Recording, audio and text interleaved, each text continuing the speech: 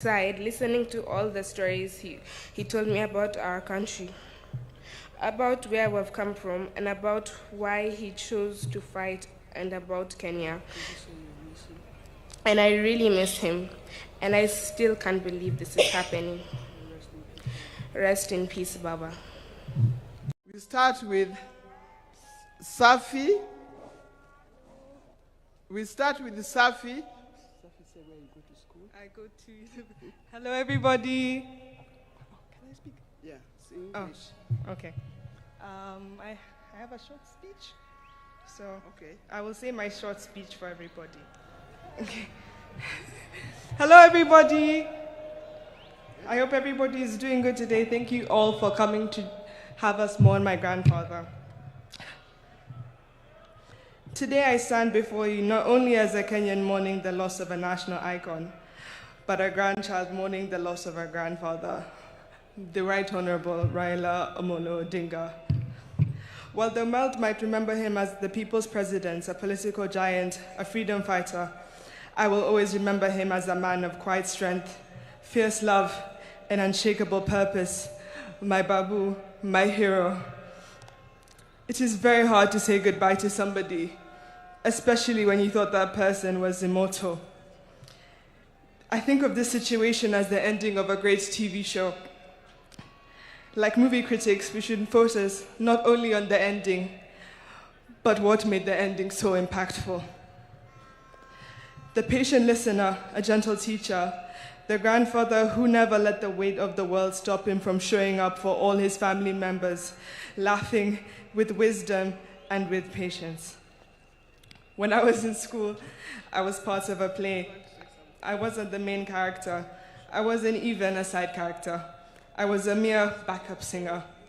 I remember telling my grandfather how great I was, how happy I was to be in this play, and how I couldn't bear being in it. And I remember telling him. And I remember the morning of they were getting ready, they marked it for a chopper. My grandfather had managed to make it to my event. This is to show the type of person he was. No matter how big or small the achievement, he would always make sure to be there and make it known how proud of you he was. He had a way of making you feel like you were the most important person in the room. As I stand here looking at your casket, I'm not afraid to admit that my next achievement will be 10 times heavier, knowing that one of my biggest cheerleaders is no more. So today, as we bid him farewell, we are not just burying a man, we are burying a legend. And I want to say this especially to my Kenyan people. We are the legacy. If you ever doubted your voice, doubted that you mattered, remember him. If you ever felt too small to make a difference, remember him. Remember, he was not born a legend. He became one by showing up, by speaking up and refusing to sit down and be silent when it was easier. I use my time to keep this legacy alive and remind the nation that not only was there so much greatness in him, but there's as much greatness in you as well. To quote him, you can only live once, but if you live it right, once is enough. Joey! Joey! Joey! Thank you. Oh, sorry, I'm Safi. And I go to school in the University of Maryland, Baltimore County. I now use this opportunity to introduce my other cousins. Come on. Hello, everybody. My name is RAILA Odinga. I stand here before you not just as a young Kenyan, but as a proud granddaughter of the now late Honorable RAILA Odinga. To the world, he's a statesman, a leader, a freedom fighter, a symbol of Kenya's struggles for democracy and justice. But to me, he's always been more than the headlines, crowns, or politics. To me, he's my grandfather, a warm, wise. He was always warm, wise, and always full of stories, laughter, and love. Some of my earliest memories of my grandpa are sitting beside his side, listening to all the stories he told me about our country, about where we've come from, and about why he chose to fight, and about Kenya.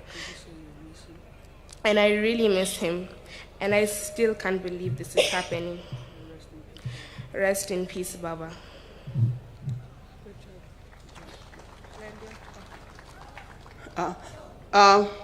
There's also RAILA Odinga, who unfortunately is not here with us. But as soon as he arrives, he will be able to speak for himself. Now we have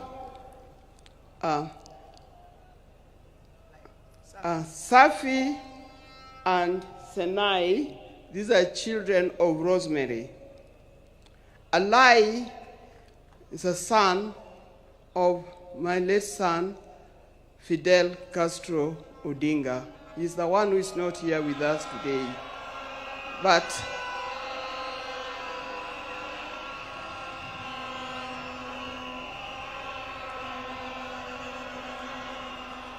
yeah, it's live. Then we have Lion Amolo Odinga and Jaramogi Oginga Odinga. The two boys are the sons of Junior. Thank you very much. May God bless you. Now you know who the Odingas are. Thank you for reminding me. Thank you. Okay. Sorry, good girls.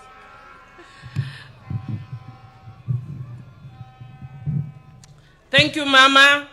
Now we can see that even though Baba has gone, there are many people who have taken after Baba in that family. Because Baba held our hands, Mama, we will also hold your hand. And we will hold the hands of Winnie, we will hold the hands of Rosemary, and we will hold the hands of Junior. I would like to request the members of the National Assembly who are here to be upstanding. Rene Mayaka, you will help me from where you are. If I forget anybody, I've declared you my assistant.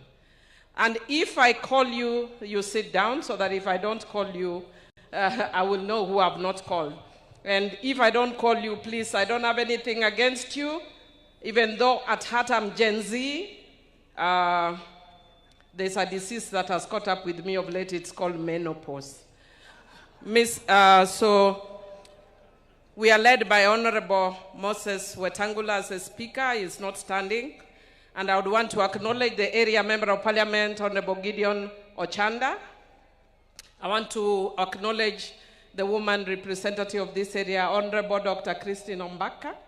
The rest I'll call you very quickly, but I know Kimani and Junette will have a chance.